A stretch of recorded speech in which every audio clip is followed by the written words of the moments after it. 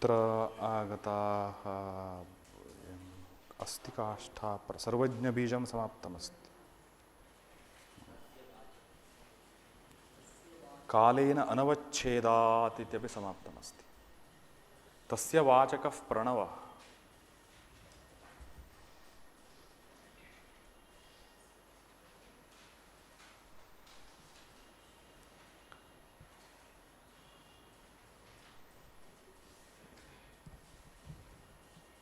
उपासनार्थम् इदानीम् एतत् सर्वं वदति। ईश्वरः यः अस्ति तस्य प्रतिपादकः शब्दः। निरुक्तशास्त्रे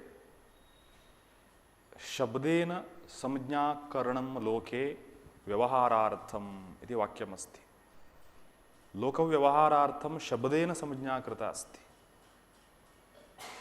यतोहि शब्दः सूक्ष्मतमः।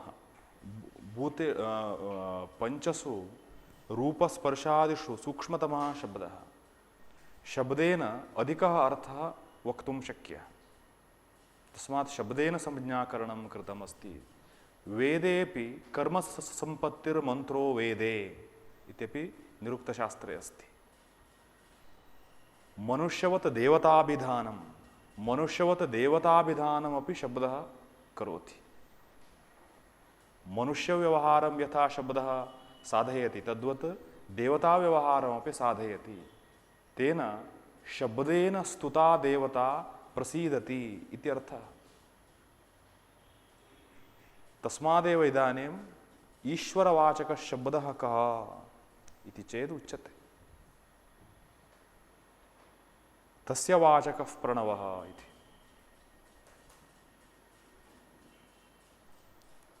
प्रणवः नाम ओंकारः इत्यर्थः। अयम् ओंकारः तस्य नाम ईश्वरस्य वाचकः, प्रतिपादकः, अभिधायकः शब्दः। प्रणवः शब्दस्य कः अर्थः? नुस्तुतौ इति धातुतः आगतः शब्दः प्रणवः। अर्थात् नवः इति शब्दः। नवः नवः नाम स्तवः, स्तुतिः। नवः स्तुतिः। प्रकृष्टो नवः प्रणवः, प्रकृष्टस्तुतिः। परमात्मनः अत्यंत श्रेष्ठस्तुतिर्नाम प्रणवः। तस्य आकृतिः ओम इत्यस्ति इति कारणात् ओंकार इत्युच्यते। यथा ककारः, अकारः, मकारः इत्युच्यते अस्माभिः, तद्वत् ओंकारः।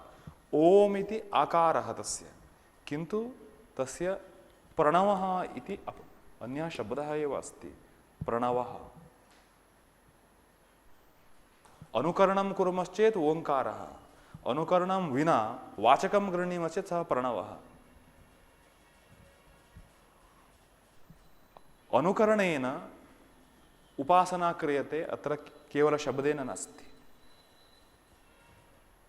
केवलं प्रणव प्रणव प्रणव प्रणव इति न क्रियते। राम राम राम राम इति प्रणव प्रणव प्रणव प्रणव इति न भवति।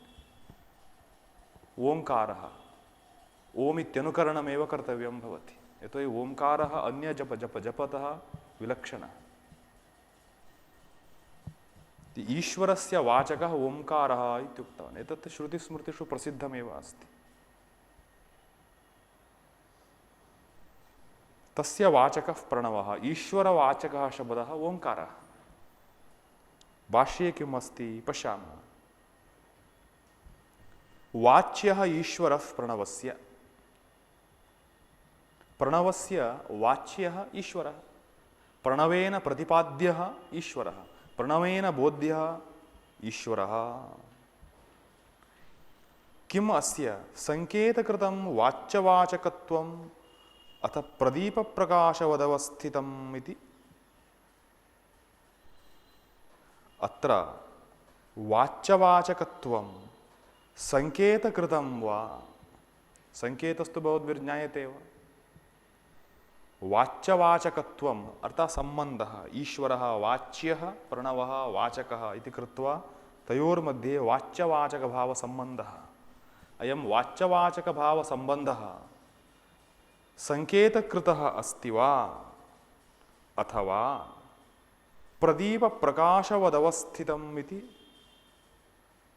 किमस्य वाच्यवाचकत्वं संकेतेन निर्मितं वा अथवा संकेतेन द्योतितं भवति वा इति आशयः। संकेतेन निर्मितमस्ति वा अथवा संकेतेन केवलं प्रकाशितं भवति वा। प्रदीपप्रकाशवदवस्थितम् इति वाच्यवाचकत्वं प्रदीपप्रकाशवत्। प्रदीपप्रकाशः पुरस्तात् स्थितस्य घटादिपदार्थस्य प्रदर्शनमात्रं करोति, निर्माणं न करोति। संकेतः अत्र किं करोति? अस्मात् शब्दात् अयमर्थो बोद्धव्यः इति संकेतः। अयं संकेतः वाच्यवाचकत्वं निर्माति वा द्योतयति वा इति प्रश्नः। वाच्यवाचकत्वं सम्बन्धः कयोः? प्रणवस्य ईश्वरस्य च मध्ये सम्बन्धः वाच्यवाचकत्वम्। किं वदति पश्यामः। स्थितः अस्य वाच्यस्य वाचकेन सह सम्बन्धः।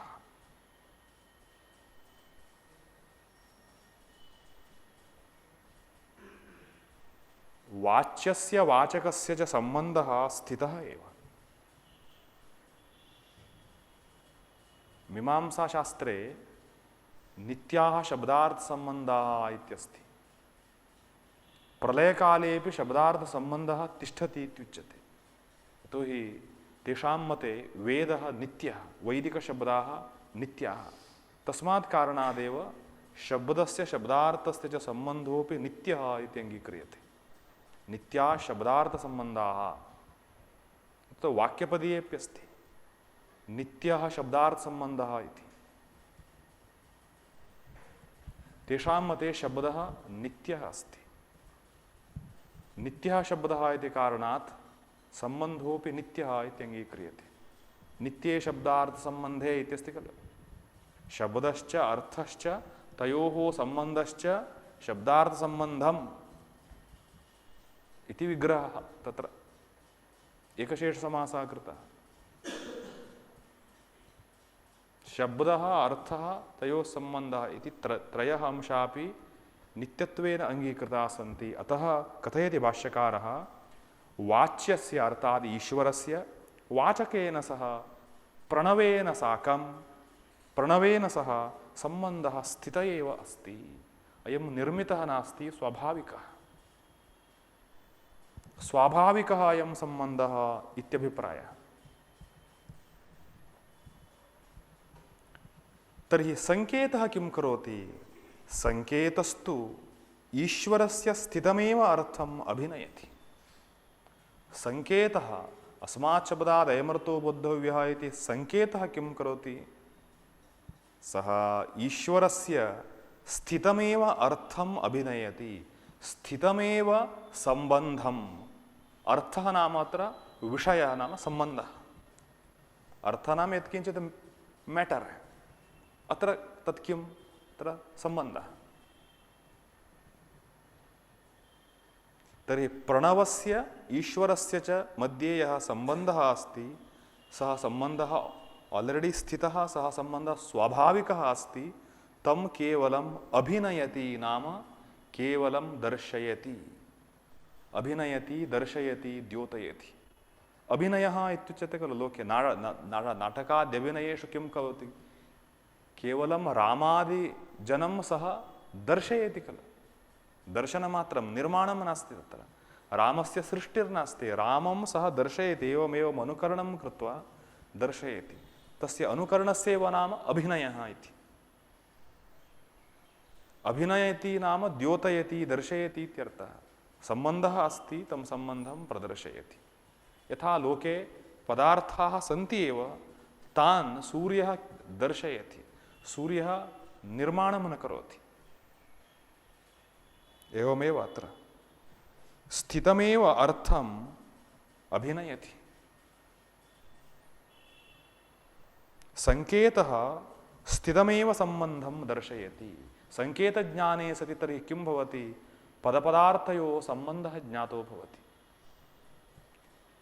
संकेत ज्ञानं नास्ति चेत् पदपदार्थ संबंध ज्ञानं न भवति। पदपदार्थ संबंध ज्ञानं न भवति इति कारणात् उच्चरितेन शब्देन कः अर्थः ज्ञातव्यः इति बोधो न भवति।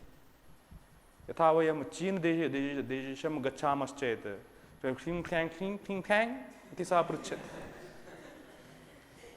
तर्हि शब्दः श्रुतः, अपि च वक्तुः चित्ते अपि बहु स्पष्टता अस्ति, एषः अर्थः एव मया उच्यते इत्यपि वक्तुः चित्ते अस्ति। किन्तु वयं न जानीमः शब्दं ज्ञात्वापि कुतः अस्य शब्दस्य केन अर्थेन साकं सम्बन्धः अस्ति इति वयं न जानीमः। एवं शब्दस्य अर्थस्य च सम्बन्धज्ञाने जाते सति ओ एवम् इति बोधः भवति। सम्बन्धज्ञानं कथं सिद्ध्यति इति चेत् सम्बन्धज्ञानं संकेतेन सिद्ध्यति। सम्बन्धस्तु स्थित एव।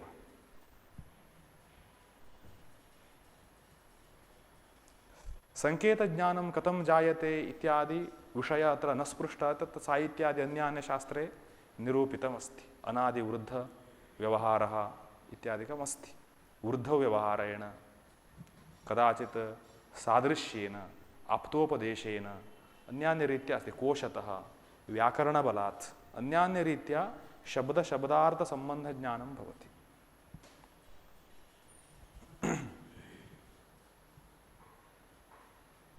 स्थितमेव अर्थम् अभिनयति। स्थितम् अर्थं नाम विद्यमानं सम्बन्धं दर्शयति। यथा अवस्थितः पिता पुत्रयोः सम्बन्धः संकेतेन अवद्योत्यते अयमस्य पिता अयमस्य पुत्रः इति। सत्यं, लौकिकम् उदाहरणम् अस्ति अत्रैव। पिता पुत्रयोः सम्बन्धः, कश्चित् जनः पिता, कश्चित् जनः पुत्रः। अयं पिता अयं पुत्रः इति यः पितृभावः पितृत्वमस्ति, पितृत्वं पुत्रसापेक्षमस्ति। यदि पुत्रः नास्ति तर्हि न पितृत्वम्। एवं यः पुत्रः इत्युच्यते, यः जनः पुत्रः इत्युच्यते, तर्हि तत् पितृसापेक्षम्। पितरं विना अयं पुत्रः न भवति। तस्मात् तयोर्मध्ये पितृत्वपुत्रत्वसम्बन्धः यः अस्ति, पितृपुत्रत्वसम्बन्धः यः अस्ति, सः सम्बन्धः स्वाभाविकतया सिद्धः अस्ति। सहजसिद्धः सम्बन्धः लोके। किन्तु अयम् अस्य पिता अयम् अस्य पुत्रः इति लोके परिचयं वयं कारयामः। व्यवहारकाले अस्य बालस्य पिता अयम् अथवा अस्य पुत्रः अयम् इति पुनः तयोः पितृपुत्रत्वसम्बन्धं वयं ज्ञापयामः। तर्हि ज्ञापनस्य किं कार्यं? ज्ञापनं पितृपुत्रत्वं न निर्माति, पितृपुत्रत्वनिर्माणं न करोति। पितृपुत्रत्वरूपसम्बन्धः सः स्वाभाविकः अस्ति, तं सम्बन्धं केवलं दर्शयति, अभिनयति, स्थितमेव सम्बन्धं दर्शयति। एवं ईश्वरस्य प्रणवस्य च मध्ये यः वाच्यवाचकभावसम्बन्धः अस्ति, तं सम्बन्धं संकेतः अवद्योतयति, केवलं द्योतयति, द्योतनं करोति, प्रकाशनमात्रं करोति। सम्बन्धः संकेतेन अवद्योत्यते, प्रकाश्यते। लौकिकदृष्टान्तेन स्पष्टीकरणं करोति। अयमस्य पिता अयमस्य पुत्रः इति। सत्यम्, अयमस्य पिता अयमस्य पुत्रः इत्यनेन तयोः सम्बन्धः केवल स्थितः सम्बन्धः ज्ञापितः अस्ति। अविद्यमानस्य सम्बन्धस्य निर्माणं नास्ति, स्थितस्य सम्बन्धस्य ज्ञापनम्।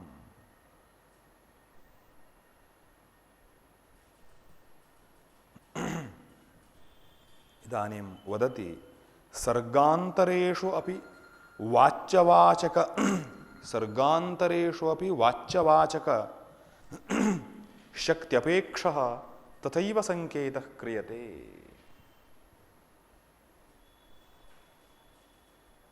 सर्गान्तरेष्वपि वाच्यवाचक शक्त्यपेक्षः तथैव संकेतः क्रियते।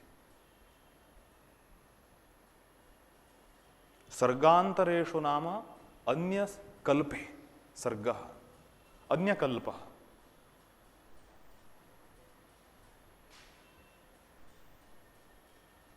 अन्यान्यकल्पेषु अपि वाच्यवाचकशक्त्यपेक्षः संकेतः क्रियते।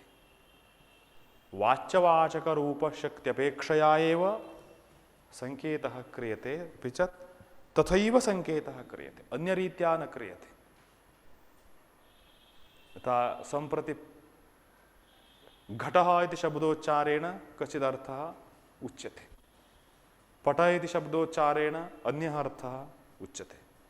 नेक्स्ट सर्गे प्रलयानन्तरं पुनः सृष्टिः यदा भवति तदा पटः नाम जलं, घटः नाम वृक्षः इति न भवति। इदानीं यथा अस्ति तथैव भवति। एतदर्थं महानारायणोपनिषद् वाक्यमुद्धरन्ति धाता यथा पूर्वमकल्पयत् इति।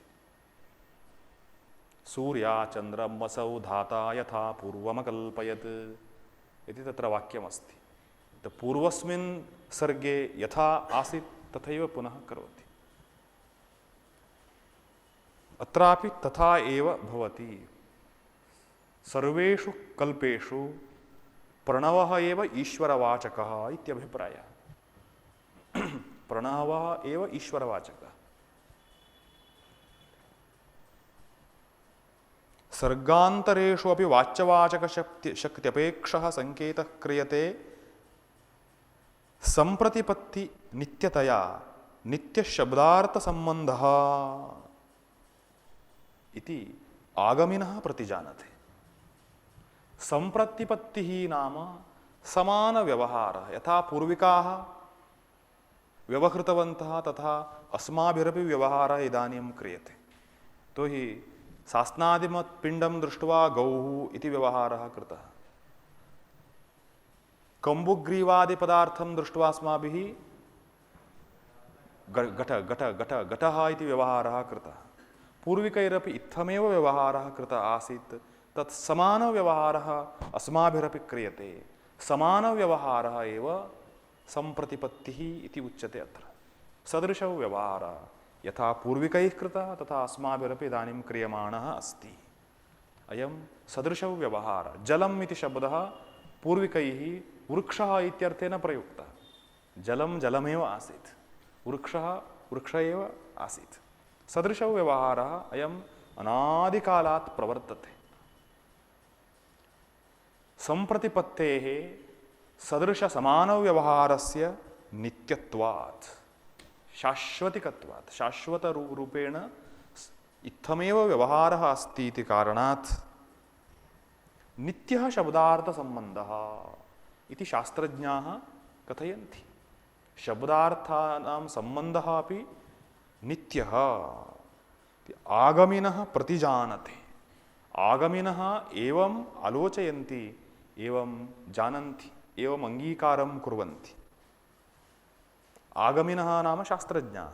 आगमः शास्त्रम्, आगमिनः शास्त्रज्ञाः इति आगमिनः प्रतिजानते इति तस्य वाचकः प्रणवः इति ईश्वरवाचकः उक्तः। शास्त्रे एतत् सर्वम् अत्र न स्पृष्टमस्ति। शास्त्रेषु वाच्यस्य वाचकस्य च अर्थात् शब्दस्य अर्थस्य च अभेदः अङ्गीकृतः अस्ति। सर्वेषु शास्त्रेषु प्रायः अस्ति इति मन्ये। शब्दस्य अर्थस्य च अभेदाङ्गीकारः युष्माभिः माण्डुक्योपनिषदधीता न स्यात्। माण्डुक्योपनिषद् भाष्यस्य प्रारम्भे एव अस्ति। वाच्यस्य वाचकस्य च अभेदाङ्गीकारः। माण्डुक्योपनिषद् मन्त्रः ज्ञायते ओम् इत्येतदक्षरमिदं सर्वं तस्योपव्याख्यानं भूतं भवत् भविष्यदिति सर्वमोङ्कार एव। ओम् इत्येतदक्षरमिदं सर्वम्। ओम् इति एकम् अक्षरं यदस्ति तत् अक्षरमेव एतत् सर्वं विश्वमस्ति इति उक्तम्।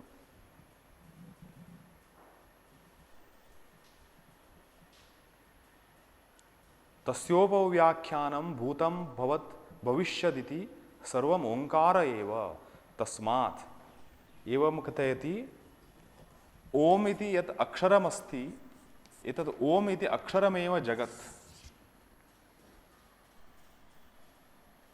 तस्य उपव्याख्यानं भूतं भवत् भविष्यदिति सर्वम् ओंकार एव यच्चान्यत् त्रिकालातीतं तदपि ओंकार एव इति ओंकारः इदं सर्वं तस्मात् एतस्य सर्वस्य व्याख्यानार्थं पुनः ओंकारः एव उक्तः इति एवम् एवम् इति प्रदर्शयति। तर्हि यथा श्रीरामकृष्णैरुक्तं नाम नामिनोः अभेदः अस्ति इति परंपरा एव तथा अस्माकं तत् श्रीरामकृष्णेन प्रथमतया उक्तम् इति न कैश्चित् इत्थं मन्यन्ते श्रीरामकृष्णः प्रथमवारम् उक्तवान् न प्रथमवारम् उक्तवान् स्थितं सत्यम् अनादिकालात् स्थितं सत्यं सः उक्तवान् नाम नामिनोः अभेदः अभेदे पर्यवस्यते अन्ते यतो हि लोके कञ्चित् जनम् अहं कथयामि गां लिखतु फलके गां लिख तर्हि सः किं कुर्यात् कश्चित् जनः आगत्य गां लिखामि इति कृत्वा एवं निर्माति गां लिख अन्यं छात्रम् आह्वयामि गां लिख सः किं कुर्यात्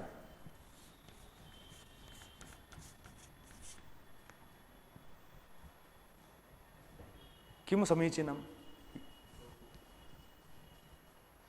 न गां लिख इति मया उक्ते इदानीं कस्य कार्यं सम्यक् युष्माकं दृष्ट्या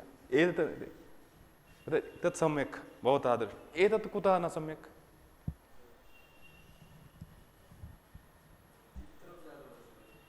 अरे गां लिख भवान् लेखनं नाम केवलम् एतदिति एतदपि लेखनमेव चित्रलेखः इत्युच्यते लेखनमेव तत्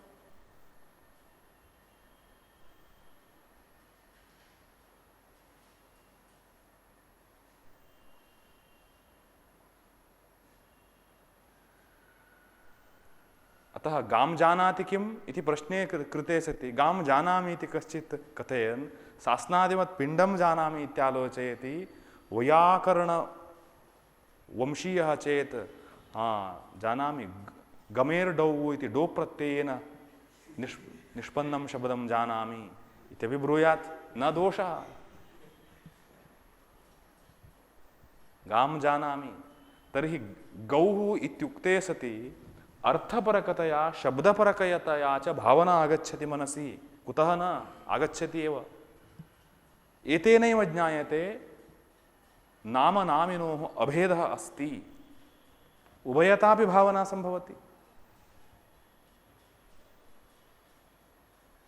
अत्र प्रणवस्य प्रस्तावः कुतः कृतः ईश्वरवाचकः कोऽप्यावश्यकः ईश्वरवाचकः किमर्थम् ईश्वरवाचकः उपासनार्थम् आवश्यकः अस्ति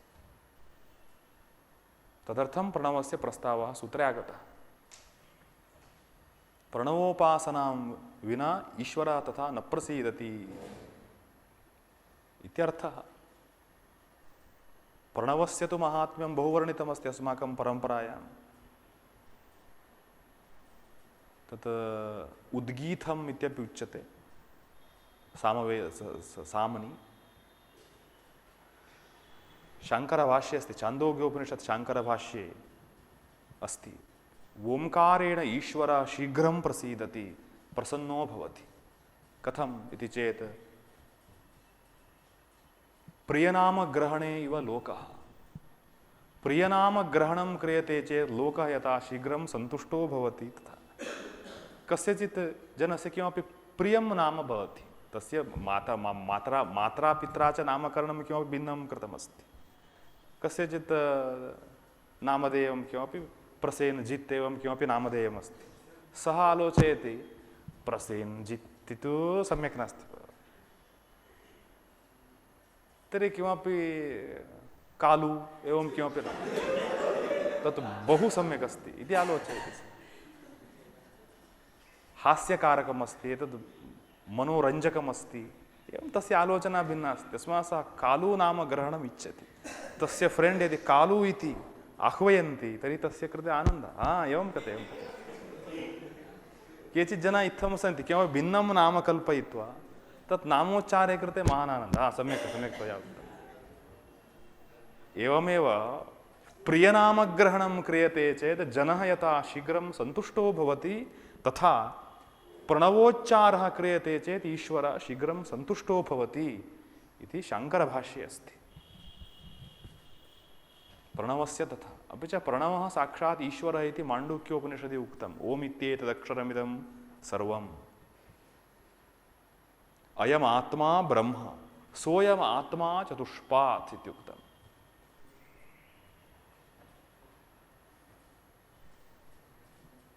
माण्डूक्ये तथा अस्ति।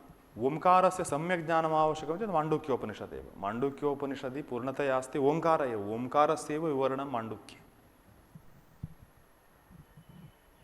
अन्यत्र अन्यत्र तु अस्ति ओम् इति ध्यायथ आत्मानं स्वस्ति वः पाराय तमसः परस्तात्। न ज्ञायते वा? कुत्रचित् अस्ति खलु मुण्डकोपनिषदि। ओम् इति ध्यायथ आत्मानम्, आत्मध्यानम् ओम् इति कर्तव्यम् इत्युक्तम्। स्वस्ति वः पाराय तमसः परस्तात् इति गुरुः विश् करोति। कठोपनिषदि अस्ति एतद्ध्येवाक्षरं ब्रह्म एतद्ध्येवाक्षरं परम् एतद्ध्येवाक्षरं ज्ञात्वा यो यदिच्छति तस्य तत्। पश्यतु, यः यदिच्छति तस्य कृते तद् लभ्यते। एतदेवालम्बनं श्रेष्ठम् एतदेवालम्बनं परम् एतदालम्बनं परम् एतदालम्बनं ज्ञात्वा ब्रह्मलोके महीयते इत्यपि तत्रैव अस्ति। एतत् श्रेष्ठमालम्बनम् इत्युक्तमस्ति। आत्मोपासनार्थं श्रेष्ठमालम्बनमस्ति। एतत् नाम किं? तत्र ओङ्कारः। तैत्तिरीये अस्ति ओम् इति ब्रह्मा प्रसौति ओम् इत्यग्निहोत्रमनुजानाति। ओ न स्मर्यते खलु। ओम् इति ब्रह्मा प्रसौति ओम् इत्यग्निहोत्रमनुजानाति। ओम् इति मध्ये किमपि त्रुटितमस्ति। ओम् इति ब्राह्मणः प्रवक्षन्नाह ब्रह्मोपाप्नवानीति ब्रह्मैवोपाप्नोति ऋतञ्च स्वाध्यायप्रवचने च ब्रह्म एव अवाप्नोति इति उक्तम्। अपि च प्रश्नोपनिषदि अस्ति ऋग्भिरेतम्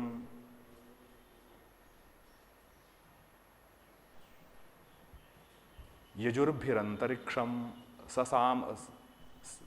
ससामभिः अपि अस्ति खलु। ससामभिः नास्ति वा भवतां? प्रश्नोपनिषत्।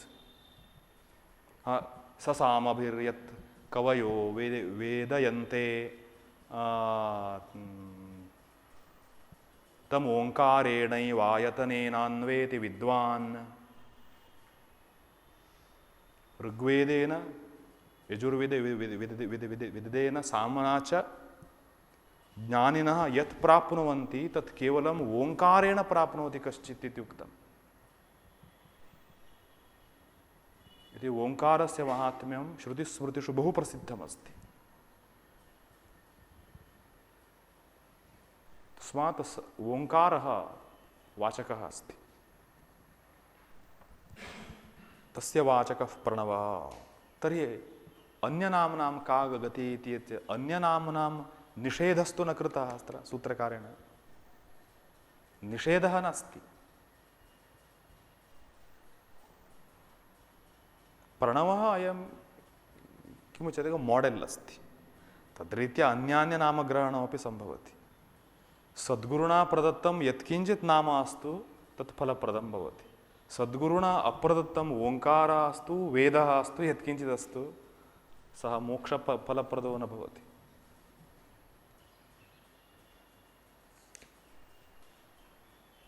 एवं तस्य वाचकः प्रणवः, वाचकः आवश्यकः उपासनार्थम्।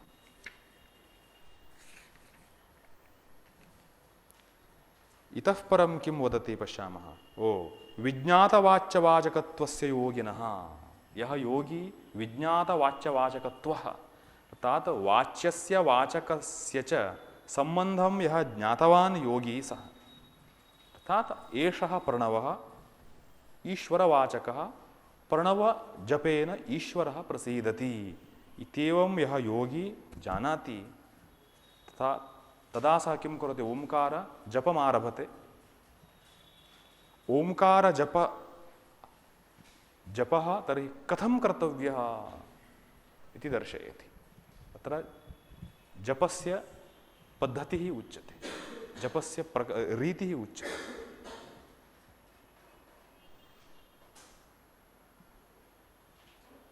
तज्जपः तदर्थभावनम्, एतद् बहु प्रसिद्धं सूत्रम्।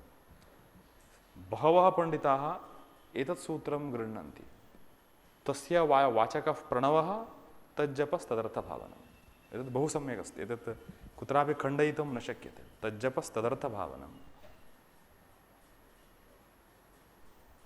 तज्जपस्तदर्थभावनम्। तज्जपः नाम प्रणवजपः,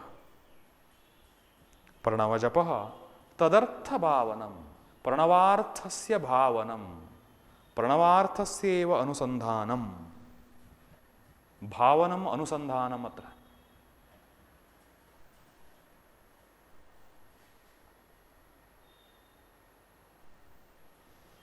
तज्जपस्तदर्थभावनम्।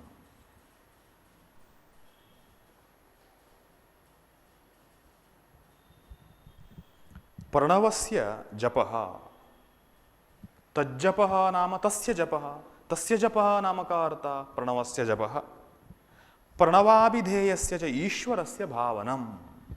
प्रणवाभिधेयः प्रणवस्य वाच्यार्थः, प्रणवेन अभिधीयमानः प्रणव अभिधेयः तस्य ईश्वरस्य भावनं भवति। भावनं नाम भावना करनी चाहिए, भावना एव तदेव मानसिक आलोचना, चित्तेन अनुसंधानम्।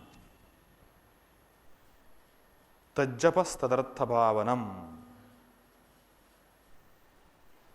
तदस्य योगिनः प्रणवं जपतः प्रणवार्थञ्च भावयतश्चित्तमेकाग्रं सम्पद्यते। तस्मादेव किं भवति, प्रणवं जपतः प्रणवार्थं भावयतः। किमर्थं पृथक् पृथक् उल्लिखितवान्? प्रणव जपः तेन साकं प्रणवार्थभावना इति। यतोहि अस्माकं प्रणव जपः स्यात् किन्तु प्रणवार्थभावना न भवति। युष्माभिः तत्र मन्त्रदीक्षा स्वीकृता अस्ति खलु कैश्चित्, तत्र मठे वा कुत्रचित् मन्त्रग्रहणं कृतमस्ति। तर्हि मन्त्रजपः यदा क्रियते अस्माभिः तदा हरे राम राम राम हरे हरे, हरे कृष्ण कृष्ण कृष्ण हरे हरे इति पुनः केचित् तद् मालामपि गृह्णन्ति, जपमालामपि। तदा हरे राम फ्यान् मन्दं जातं, हरे राम राम राम हरे हरे एवं भवति। हरे कृष्ण घर्मः वर्धितः, फ्यान् चालू करोतु, हरे राम राम राम हरे। तर्हि किमस्ति, जपः चलति तदर्थभावना न भवति। तस्मात् प्रणवं जपतः तदर्थं भावयतः, द्वयमपि भवेत् इत्यर्थः। अतः चित्ते वृत्तिः स्यात्।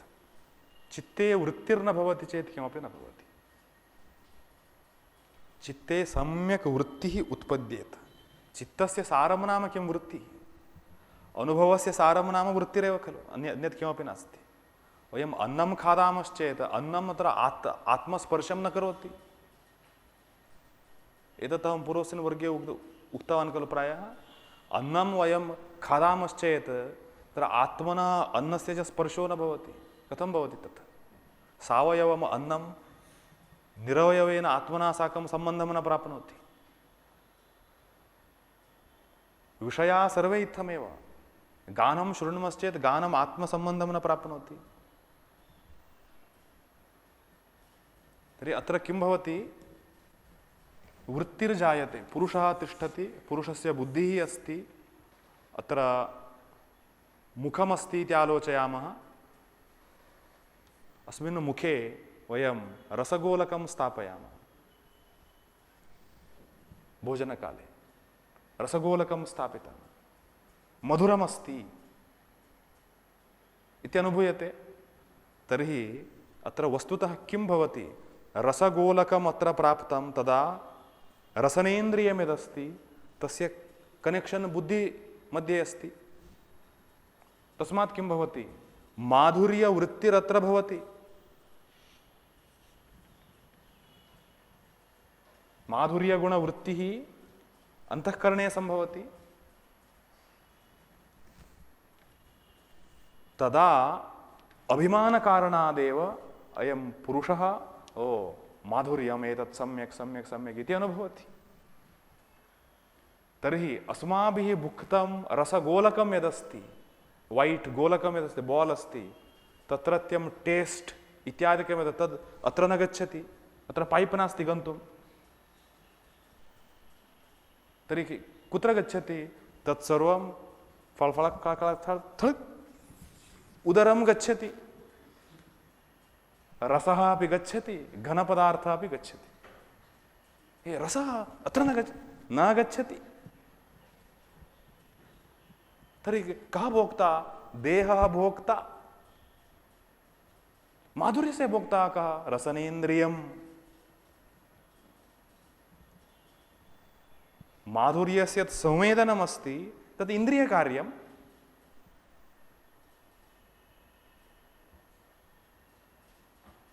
आलोचयतु इदानीं। रसगोलकस्य आत्मनः स्पर्श एव न जातः, तर्हि अन्नादिकमपि तथैव अत्र स्थापयामः, पैप् द्वारा अत्र गच्छति, अन्यत् किमपि न भवति। आत्मनस्तु अन्नं नावश्यकम्। सम्यक् आलोचयतु, कस्य कृते अन्नम् इति। कस्यापि नावश्यकमस्ति, देहस्य कृते आवश्यकं, देह एव भोक्ता। यत्किञ्चित् शब्द स्पर्श रूपं रस गन्ध इति पञ्चांशाः ये सन्ति ते सर्वेपि इत्थमेव। कश्चित् कान्तया साकं तिष्ठेत्, प्रियतमया साकं, प्रियतमां स्पृशामि, न स्पृशति, शरीरम् अन्यं देहं स्पृशति। तर्हि कान्तास्पर्शेन त्वगिन्द्रियद्वारा अत्र वृत्तिरुत्पन्ना। एषा वृत्तिरनुकूला अस्ति चेत् सम्यक् सम्यक् सम्यक् सम्यक् इत्यनुभवः। कान्तायाः देहस्य च आत्मनश्च सम्बन्धो न जातः, नैव भवति तत्। तर्हि पुरुषस्य आहारः कः? वृत्तिः। वृत्तिर्नाम तत् केवलं मेण्टल्।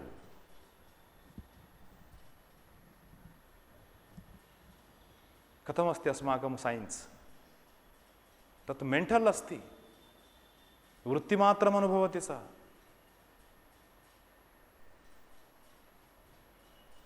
किमस्ति तस्मात्?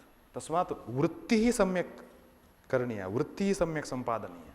अतः चित्तपरिष्कारार्थमेव शास्त्रे उपदेशाः सन्ति, चित्तशुद्ध्यर्थमेव सर्वोपदेशाः कृताः सन्ति शास्त्रे। तत्र वृत्तिपरिष्कारेण एव स्वरूपलाभः। वृत्तिपरिष्कार यदा शुद्धतया जायते तदा वृत्तिः निरुद्धा भवति। निरुद्धावस्थायां तदा द्रष्टुस्वरूपे अवस्थानम्।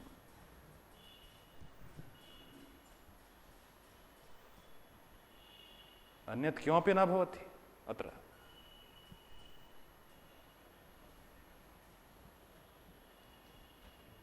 तस्मात् सा भावना प्रधाना। ईश्वरः इति शब्दः, शब्दोच्चारः तेन साकं वृत्तिः, ईश्वर वृत्तिः।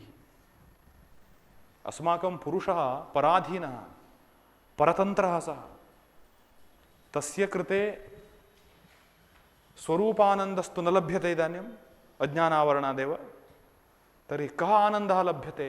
वृत्त्याकार आनन्दः लभ्यते।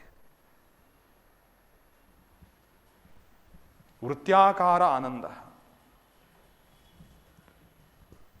यथा अत्र रसगोलकं मुखे आगच्छति तदा अत्र वृत्तिर्जायते,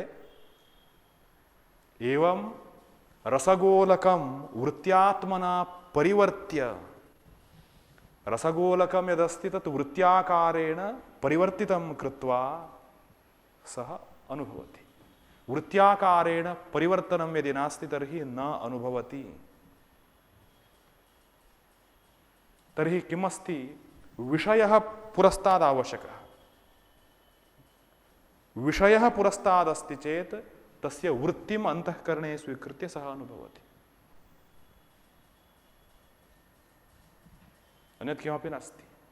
वृत्तिर्नास्ति चेत् आत्मा सुखं न अनुभवति।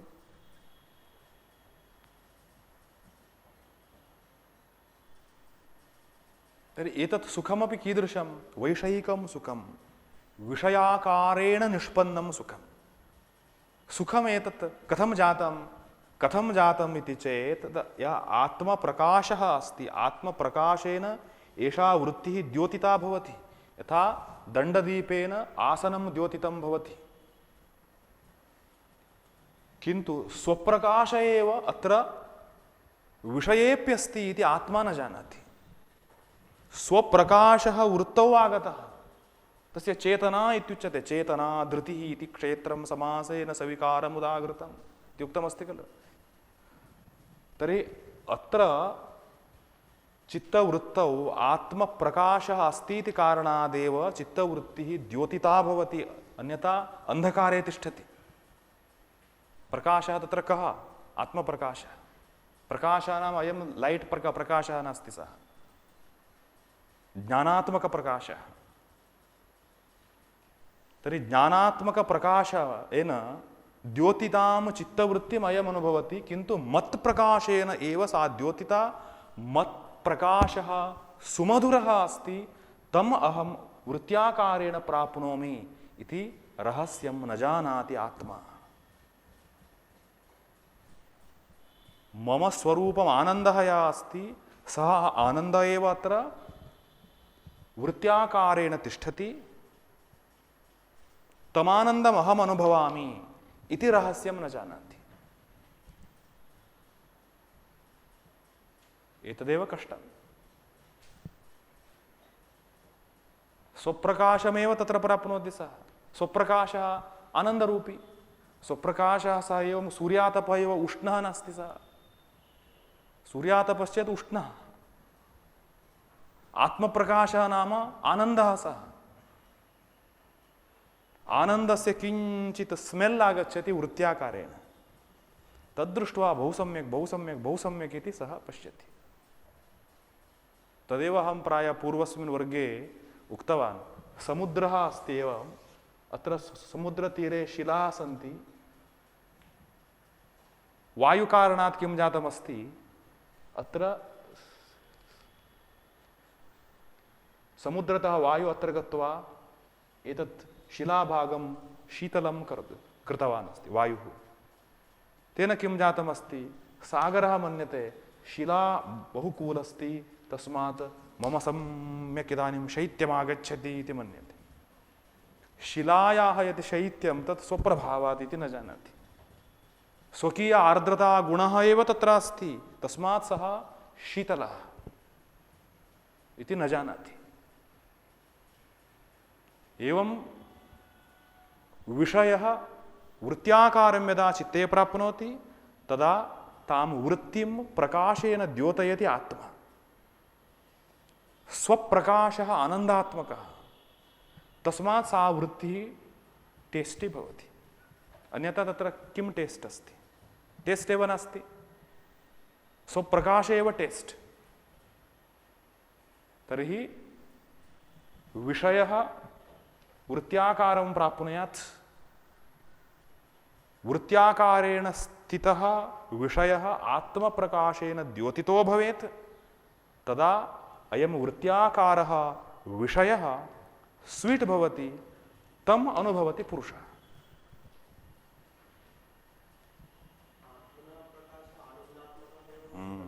आनंदात्मक एव भवति पक्का।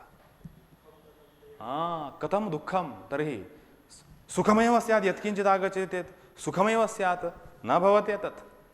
कुतः? तदेव मया पूर्वम् उक्तं, मम प्रकाशे एव अत्र आगच्छति इति अयं न जानाति, तस्मात् विषयाकारेण प्रकाशः यथा परिणतः तथैव सः जानाति। विषयाकार यदि अनुकूलः तर्हि सुखमिति गृह्णाति, प्रतिकूलः इति चेत् दुःखमिति गृह्णाति।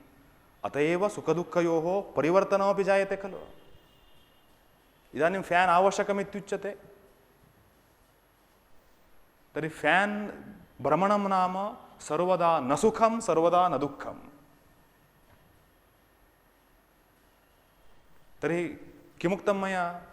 अयम् आत्मा न जानाति मम प्रकाशेव अत्र अस्ति। प्रकाशः यदा वृत्त्याकारं प्राप्नोति तदा वृत्त्याकारात्मकः प्रकाशः कदाचित् स्वानुकूलः कदाचित् स्वप्रतिकूलः इति मन्यते पुरुषः। किमर्थं मन्यते तथा? अरे बुद्धेरध्यासः प्रतिक्षणं चलति, रागः द्वेषः इति। तस्मात् स्वप्रकाशः वृत्त्याकारेण स्थितः अपि स्थितं शुद्धतया न गृह्णाति इति कारणादेव, विषयाकारेणैव पश्यति इति कारणेनैव, विषयश्च अनुकूलो वा प्रतिकूलो वा अस्ति इति कारणेन सुखस्य दुःखस्य च एव सम्बन्धः अस्ति, अन्यत् न भवति।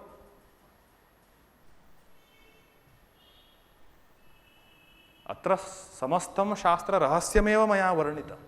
अस्माकं जीवने यदनुभूयते तद् रहस्यमेव अत्र अस्ति।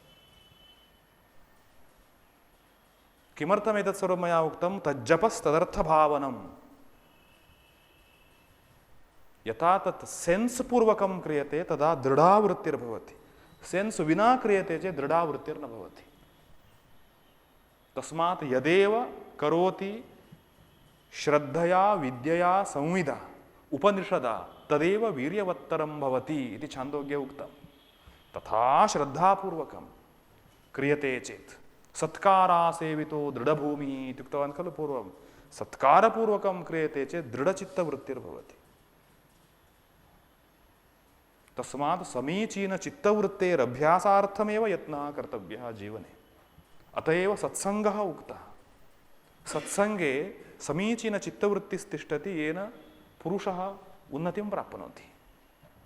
सत्सङ्गत्वे निस्सङ्गत्वम् एवमुक्तमस्ति खलु कुत्रचित्। सत्सङ्गत्वे निस्सङ्गत्वं, निस्सङ्गत्वे निर्मोहत्वं, निर्मोहत्वे निश्चलतत्वं, निश्चलतत्वे जीवन्मुक्तिः। भज गोविन्दं भज गोविन्दं भज गोविन्दं मूढमते। सत्सङ्गस्य कारणमेतत् वृत्तेरुत्पादनं सम्यक् भवति, अन्यथा किमर्थं सत्सङ्गः? एवं शास्त्राध्ययनं कृत्वा अपि वृत्तिरेव भवति। यः कश्चित् लौकिक अनुभवः सा वृत्त्याकारः। तस्मात् वृत्तौ परिष्कारः आवश्यकः अस्ति। तस्मात् चित्तपरिष्कारः, चित्तशुद्धिः, सत्त्वशुद्धिः इत्युच्यते। चित्तपरिकर्म इति इदानीं योगशास्त्रे आगच्छति नेक्स्ट्। चित्तपरिकर्म, चित्तशुद्ध्यर्थं प्रक्रियाः, एक्टिविटीस् उच्यन्ते। आत्मनि शुद्धिस्तु नास्ति। किमर्थं? नित्यशुद्धबुद्धमुक्त स्वभाव आत्मा। आत्मनि शुद्धिसम्पादनकार्यं नास्ति। गीताग्रन्थमवलोकयन्तु योगिनः कर्म कुर्वन्ति सङ्गं त्यक्त्वात्मशुद्धये इत्युक्तं। तर्हि आत्मशुद्धये सङ्गं त्यक्त्वा योगिनः कर्म कुर्वन्ति इति अर्थः आगतः। तर्हि आत्मनि शुद्धीकरणं किमपि अवशिष्टमस्ति किम् इति प्रश्ने न। आत्मशब्दस्य मनः इत्यर्थः इत्युक्तम्। आत्मशुद्धये चित्तशुद्धये सङ्गं त्यक्त्वा कर्म कुर्वन्ति इत्यर्थः। चित्तस्य शुद्धि, चित्तस्य शुद्धये कर्म न तो वस्तूपलब्धये। तस्मात् वदति तस्य तादृशस्य चित्तम एकाग्रम संपद्यते। सत्यम। तथा च उक्तम स्वाध्यायाद योगमासीत योगात् स्वाध्यायमामनेत् स्वाध्याय योग संपत्त्या परमात्मा प्रकाशते। स्वाध्यायात् योगमास, स्वाध्यायः नाम प्रणवजपः। स्वाध्यायः इत्युच्यते प्रणवजपः। अग्रेप्यस्ति तपस्वाध्याय ईश्वर प्रणिधानानि क्रियायोगः इत्यत्र स्वाध्यायः प्रणवजपः। अत्र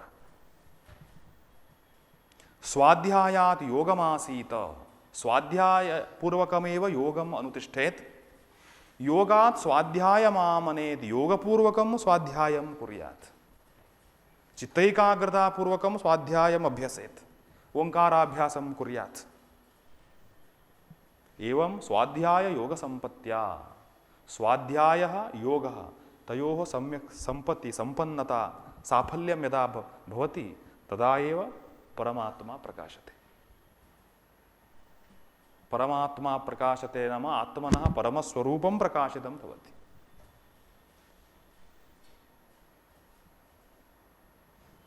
तज्जपस्तदर्थभावनम्।